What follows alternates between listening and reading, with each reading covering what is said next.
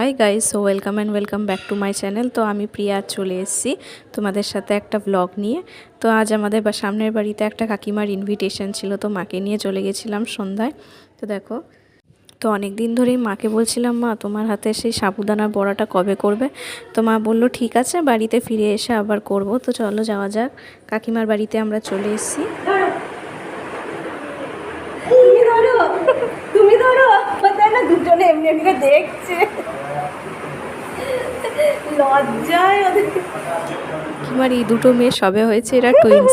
পরিমাণ মতন প্রথমে 3 হাতে আমরা সাবুদানা ভেজানো নিয়ে নিয়েছি, আলু সেদ্ধ পরিমাণ মতন নিয়ে নিয়েছি, তারপর নিয়েছি চালের গুঁড়ি, ভাজা মশলা, বাদামের গুঁড়ো, ভেজে রাখা বাদামের গুঁড়ো, সল্ট এবং সবশেষে আদার পেস্ট।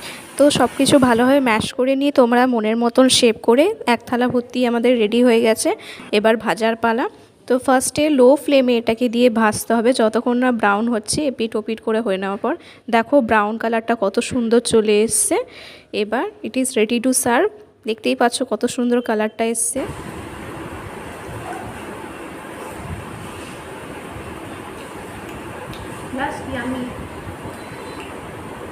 তো দেখতেই পাচ্ছ তোমরা, আমি ভীষণই এনজয় করে খাচ্ছি, আর এত সুন্দর টেস্টি, মানে বাড়ির আমার প্রত্যেকটা রান্নাই মায়ের হাতের খুব সুন্দর। তো ভিডিওটা ভালো লাগলে প্লিজ লাইক শেয়ার সাবস্ক্রাইব, আর তোমরাও বাড়িতে ট্রাই করো কেমন লাগছে।